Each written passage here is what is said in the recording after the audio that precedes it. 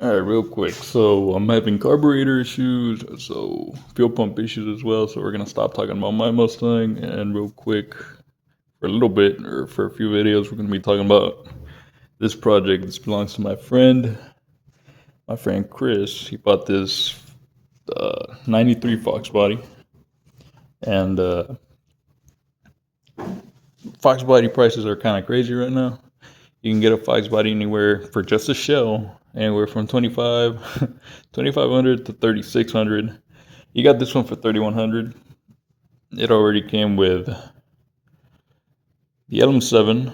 It already came with a 4060, and it already came with a drive shaft that was already prepped, and it was already mated to it, and it was already like complete. Um, Here's a big issue with running deals like this. Well, for one, it is a deal for 3100 bucks. Came with the AJE cross member as well. But unfortunately, we spend the first 3 days working on it, not completing it, but fixing everything that they did wrong. For example, they had the wrong oil pan. This is the oil pan that came with it. Uh, the new norm, the norm for a nice slim oil pan for a swap in a passenger side vehicle or passenger size vehicle was always the LS1 F body Camaro oil pan, and because everything's made in China, some of the part numbers you can get from the big name stores like Holly, you can also get them from China. So on Amazon, you can get this oil pan, which is the 302-2, I believe, and it's got good clearance and everything. It's really nice. So, like it was kind of hard to find an F body oil pan now. They used to be $60 on eBay. I can't find them, but this one, even the Amazon special one, has two what looks to be half-inch NPT. It's already tapped for half-inch NPT. It looks like it's half-inch. Might be 3/8. I'm not sure, but on both sides. So if you were going single turbo, you have both sides. You can just pick a side, or twin turbos. They're already there. Um, like I said, we were just fixing a bunch of things that should not have needed to be messed with in the first place. For example, the knuckle to strut bolts were different sizes. Uh, just a bunch of other little things. Some things weren't even tightened. Some things didn't even have hardware.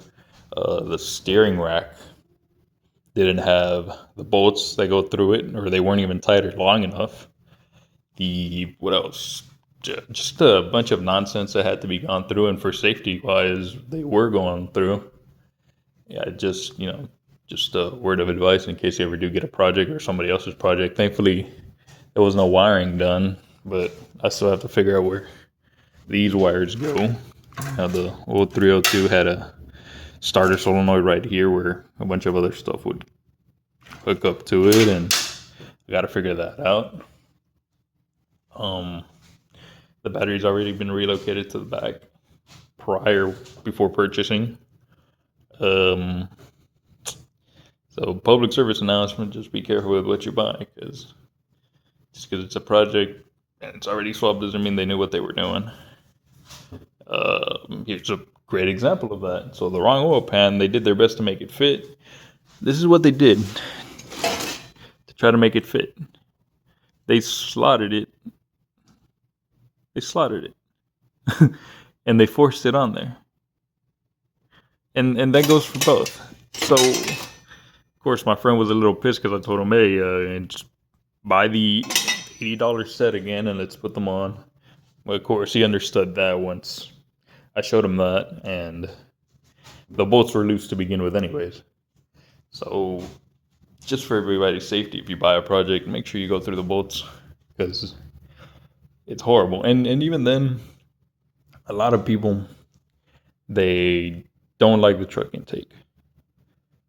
If you have an LS swap or something you got from the yard, don't start pulling it apart. If it spins, just try it out. Just put it in there. Finish the project. I think maybe $340 for another long block if it doesn't work. And the truck intake, keep it. If you don't have clearance issues, keep it. I think from the get go, it's already got a boost reference fuel pressure regulator in it. You just add 2 fuel lines and that's it. That's it. You don't got to get rid of it. Yes, it's ugly, but it's a truck one. Only reason you would need an aftermarket one would be for good clearance, or unless you're going all out with an NA build, like the low ram or Holly high ram or whatever it would be. But if you're just trying to get it running, keep this. It's already boost reference. Think up to 2 or 3 bar. Most budget people only run 10 at most. Yeah, and you know me, I go the affordable route on everything, but thankfully this guy is well off, so he had no problem buying a computer from eBay, buying the harness from eBay. Now, I've had problems with those with some of the pins swapped around where it doesn't work. Like, for example, the oxygen sensor, some of the pins were swapped around, and forget about that. I never bought them. That's why I kept making them from the junkyard. But if this one goes right, then maybe I'll start looking at the ones he bought. That's just what it is. What I was saying was, if you have an engine from the junkyard and it spins, just throw it in there. If you want to cam it, just cam it. You pull the cam out, all the lobes look fine, then it's fine. Just throw it in there.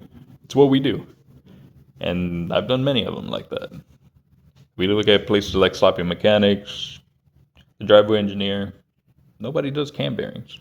Some people just have it in their heart to do that. And then there's other people that, as soon as they get it, for no reason, without even turning it on, want to put on a gasket kit.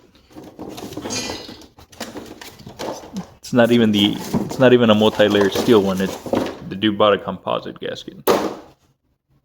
So that doesn't make me too happy. We fired it up yesterday. I got kind of scared because, I had the map sensor and the cam sensor swapped. So I was cranking it. It did not want to run. Swapped them around, and then it scared me. I'll put the clip in right here. So that's it. I mean, the amount of time that's being done fixing all the issues that the previous owner had done. And when we got it, it was just that. It was just the 406, the LM7. It had the intake on it, and that was it.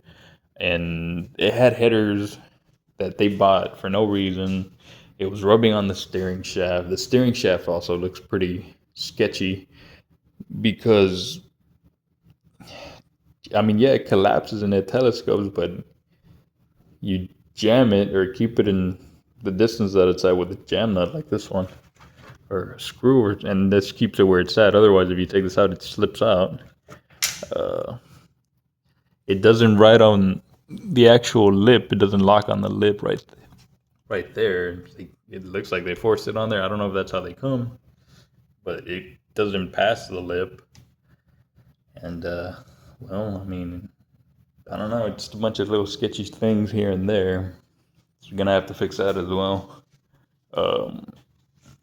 The oil pan, it's a really good oil pan. I would have preferred the tried and true F-body ones, because even the ones from China and their casting was fine.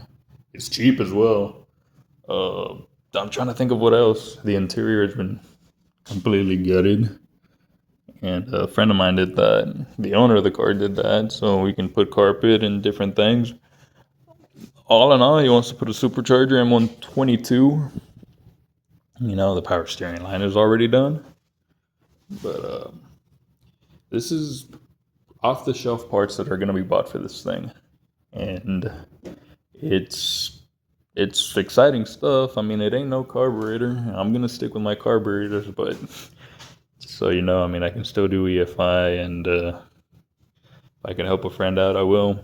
Honestly, if you're gonna do any kind of power, I would get rid of the 4060, and I know people swear by it, and that's fine, but for longevity wise, and if you want to really beat on it and past 6,000 RPM at every pass, and I'm sorry, the 460 just ain't it.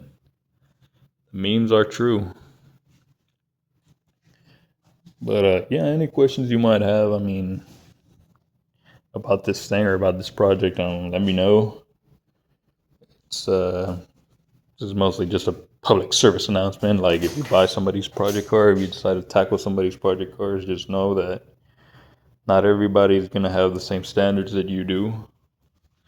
It's pretty dangerous if they don't do it the way it should be. I mean, we have an AJE cross member.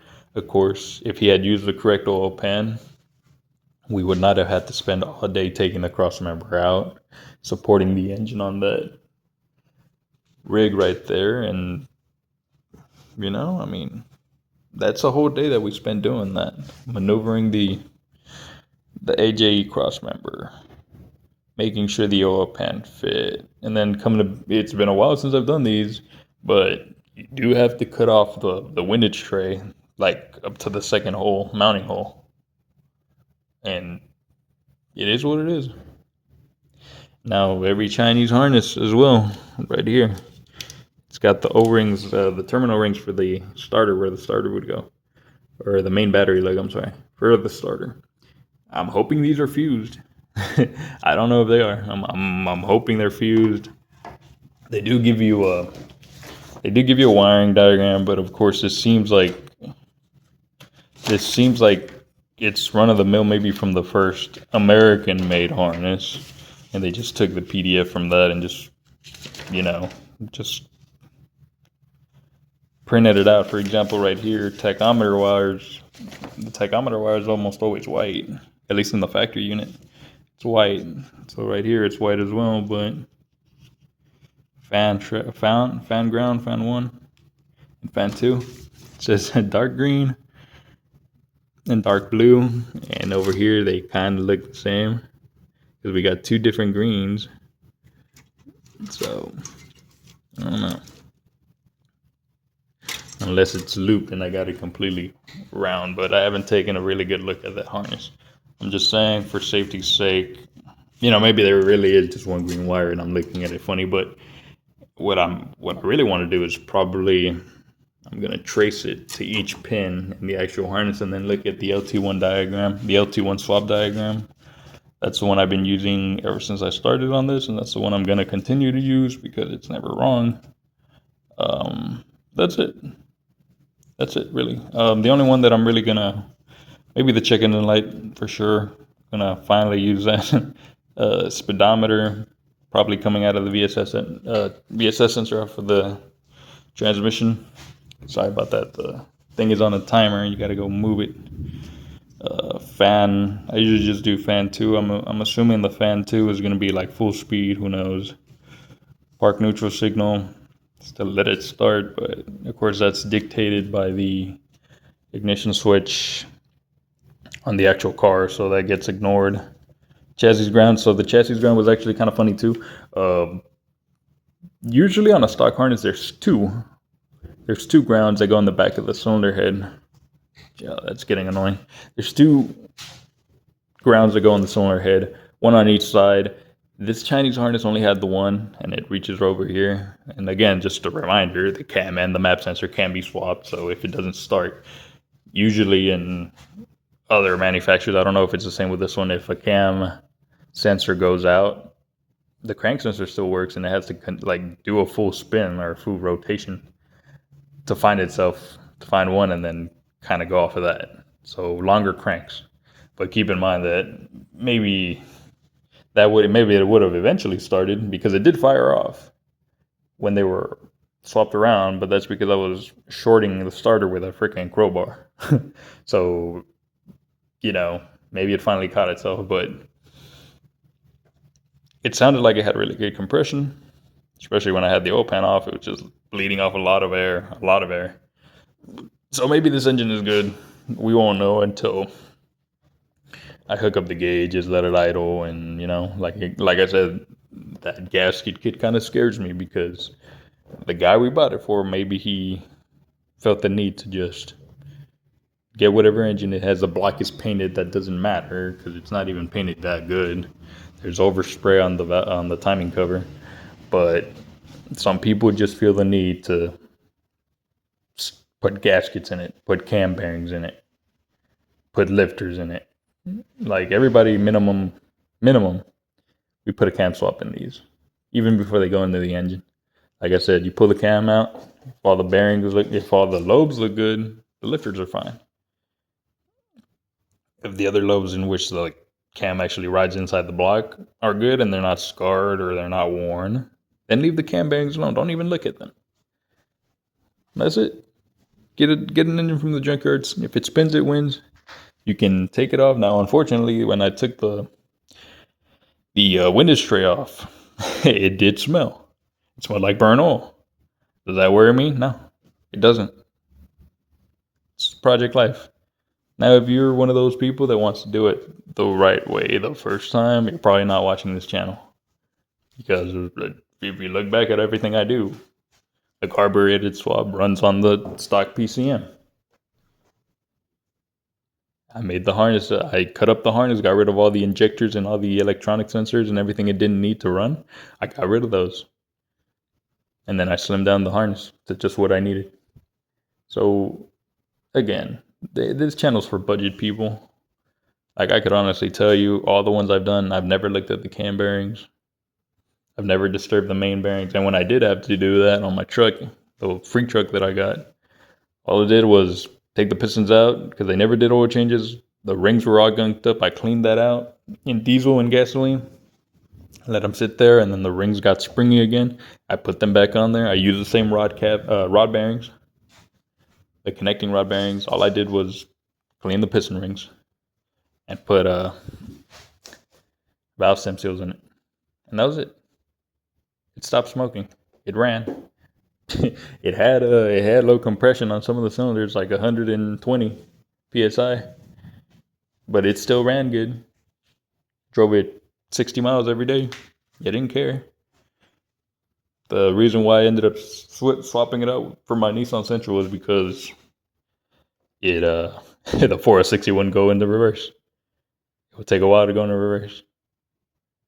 So, just a train of thought. I know this video is going to be long, and if you feel like sitting through it, then that's cool, but there's going to be more in detail things about what we're going to do and us driving it, but at the moment, it's a quick introduction. So hopefully y'all are with it and enjoy it.